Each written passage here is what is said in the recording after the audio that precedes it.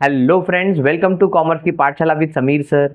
आज हम material costing के इन्वेंट्री कंट्रोल टेक्निक की वीडियो सीरीज में हम जानेंगे एक second technique that is called EOQ, economic order quantity. आज हम इस लेक्चर में जानेंगे कि ईओक्यू होता क्या है, इसका ऑब्जेक्टिव क्या होता है, इसका फॉर्मूला क्या होता है और इसका कैलकुलेशन पार्ट क्या होता है। तो चलिए हम शुरू करते हैं।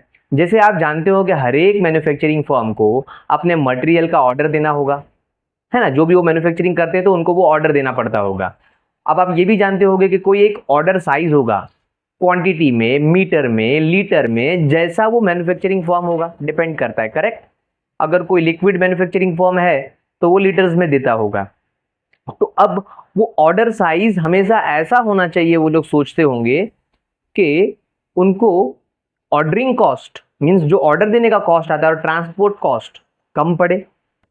तो मैन्युफैक्चरिंग फर्म क्या करेगा, ज्यादा ऑर्डर दे देगा ना, ज्यादा बड़ी क्वांटिटी में ऑर्डर दे देगा ताकि एक ही बार में लेकर आ जाए, एक ही बार में ऑर्डर हो जाए। बट इससे एक प्रॉब्लम हो जाएगी। क्या होगी वो मैन्युफैक्चरिंग फर्म को?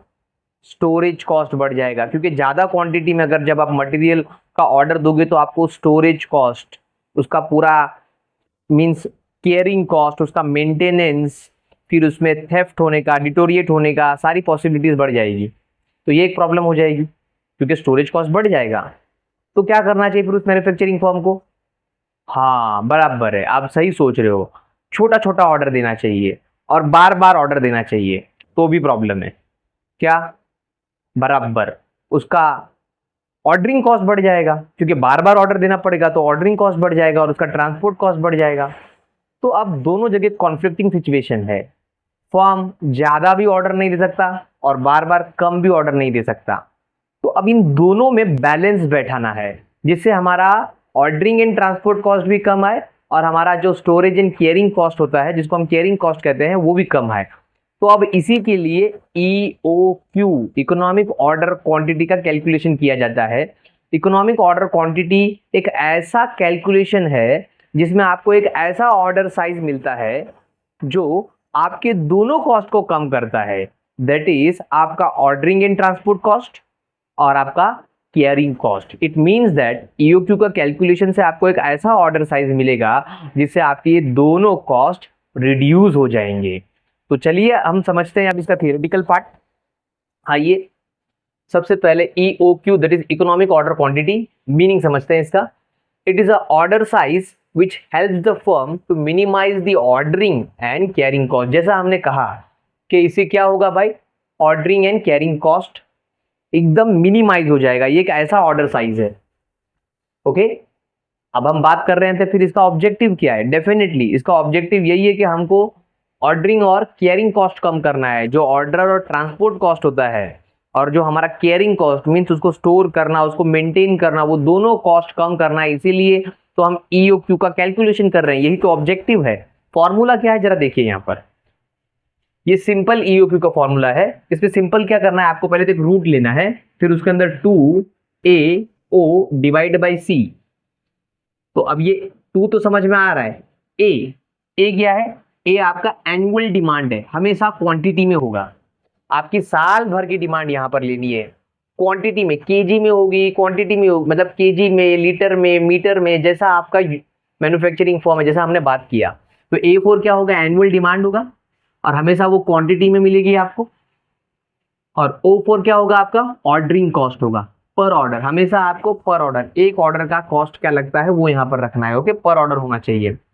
फिर केयरिंग कॉस्ट, अब उसका मेंटेनेंस कॉस्ट आता होगा, तो C4 यहां पर केयरिंग कॉस्ट है। अब ये कैसे मिलेगा आपको, हमेशा कॉस्ट पर और multiply by percentage of carrying cost. आपको सम में परसेंटेज ऑफ कैरिंग कॉस्ट दिया रहेगा, उससे मल्टीप्लाई करना है। बहुत बार ये क्वेश्चन में डायरेक्टली दे देता है रुपीज में अमाउंट कि सीधा सीधा ये 5 रुपए लग रहा है, 10 रुपए लग रहा है, 20 रुपए लग रहा है, सीधा सीधा दे देगा। बट अगर नहीं दिया है तो आपको इस तरह ढूंढना पड़ेगा, कॉस्ट पर यूनिट रखना पड़ेगा, फिर आपको उसके ऊपर अप्लाई करना पड़ेगा परसेंटेज ऑफ कैरिंग कॉस्ट जो आपके क्वेश्चन में दिया रहेगा। तो इस तरह हमारा ईओक्यू का कैलकुलेशन पूरा होता है। ये हमारा कैलकुलेशन का पार्ट है, मीन्स ये फॉर्मूला का पार्ट है। इस तरह हमारा कैलकुलेशन कंप्लीट होगा। तो आइए अब हम एक सम समझते हैं, बड़ा सिंपल सम है। सबसे पहले तो मैं शुरू करता हूँ। इसके लिए कैल्सी बहुत जरूरी है। ओके, विदाउट कैल्सी it is not possible, because हमको रूट निकालना रहता है ना, और बड़ा बड़ा फिगर होता है तो मल्टीप्लाई करना पड़ता है। तो मैं शुरू करता हूँ। देखो क्वेश्चन आपको प्रॉपअप हो जाएगा आपकी स्क्रीन पर।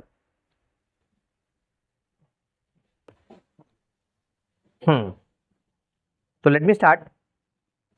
A manufacturer buys a certain essential spares from outside the suppliers at rupees 40%। एक मैन्युफैक्चरर है, वो कुछ इसेंशियल स्पेयर पार्ट्स खरीदता है बाहर आउटसाइडर सप्लायर से, जो 40 रुपए में उसको पर सेट पड़ रहा है। फिर आगे बोलता है कि total annual requirement are 45,000 sets. अब इसकी टोटल एनुअल रिक्वायरमेंट कितनी है इस मैन्युफैक्चरर की, उस सेट्स की 45,000 सेट्स चाहिए इसको पूरे साल भर में। फिर अब देखो जो टोटल एनुअल रिक्वायरमेंट था वो आपका यहां पर है, एनुअल डिमांड 45,000 सेट्स है, क्वांटिटी में ना सेट्स यूनिट्स। ओके, आगे बढ़ते हैं। The annual cost of investment in inventory is 10% and cost like rent, stationery, insurance, taxes, etc. per unit per year works out to be ₹1। देखो अब क्या कह रहा है ये, कि आपको जो इन्वेंट्री मेंटेन करने का कॉस्ट आता है वो है 10%। कितना है? 10%। मीन्स ये परसेंटेज दिया हुआ है यहाँ पर। ओके, ये जो परसेंटेज ऑफ कैरिंग कॉस्ट था ना, वो परसेंटेज यहाँ पे 10% दे दिया है। फिर आगे कहता है कि cost like rent, stationery, insurance, taxes. Means आपने जब उसको वहाँ पर स्टोर किया तो आपको वहाँ पर इंश्योरेंस का खर्चा भी लग रहा है, रेंट का भी खर्चा लग रहा है, तो वो भी कितना रुपीज़ आ रहा है? ₹1 आ रहा है। तो अब क्या करना पड़ेगा, जो भी हमारा इसका आंसर आएगा उसमें ₹1 ऐड हो जाएगा, बिकॉज ये एक्स्ट्रा ₹1 है। परसेंटेज में तो दिया है, साथ साथ में बोलता है कि आपको जो भी आंसर मिलेगा, मीन्स देखो अभी कॉस्ट पर यूनिट हम ढूंढ लेंगे, उसके ऊपर ये परसेंटेज अप्लाई कर देंगे, है ना।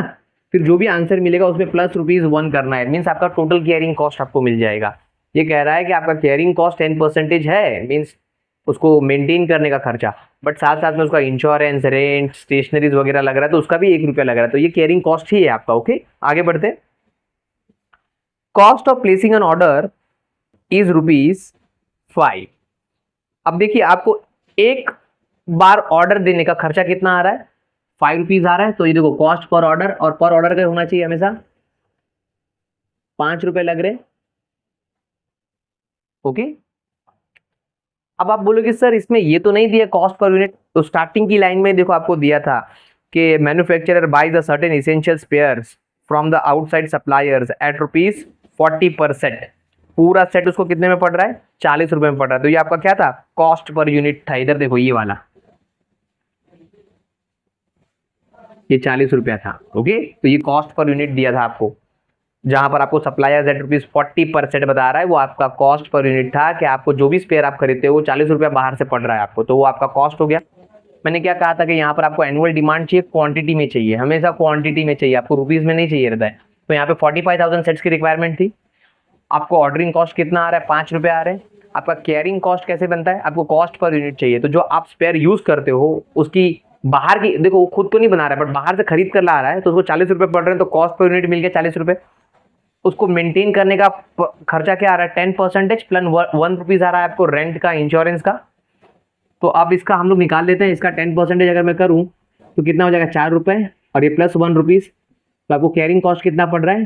₹5 पड़ रहा है।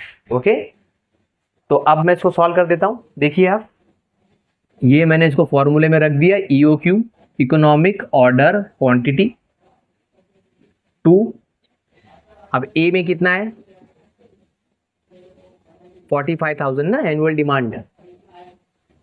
फिर ऑर्डरिंग कॉस्ट सब मल्टीप्लाई होगा। ओके, थोड़ा बड़ा फिगर में लिख देता हूं आपको दिखे, 45, और ओ कितना है? ₹5, और सी भी कितना है? Final answer ₹5।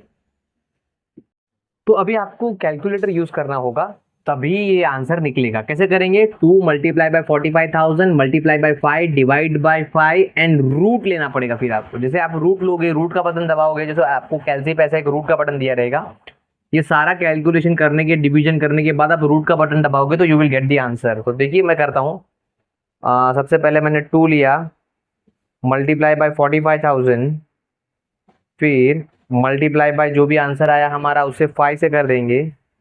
अब जो भी आंसर आया उसको डिवीजन में डाल देंगे, फिर जो भी आंसर आया उस पर रूट ले लेंगे।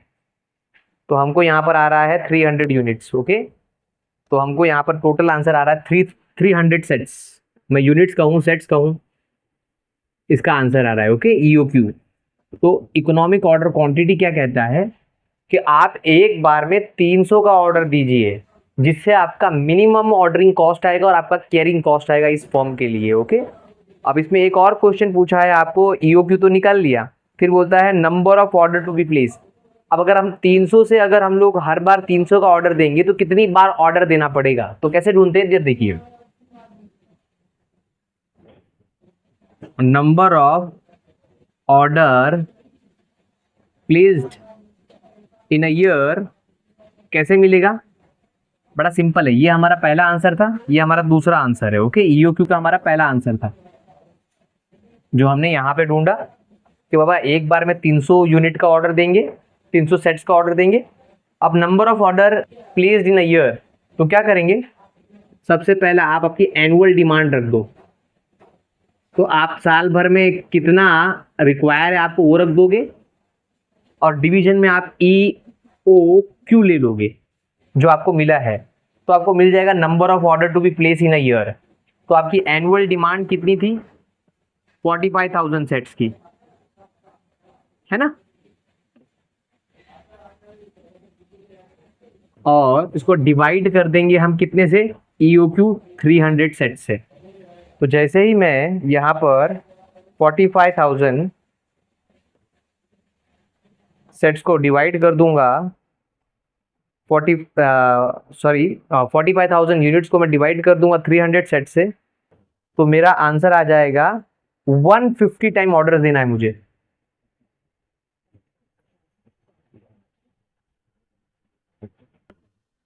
तो मुझे 150 टाइम, मैं इसको टाइम्स में लिख देता हूं,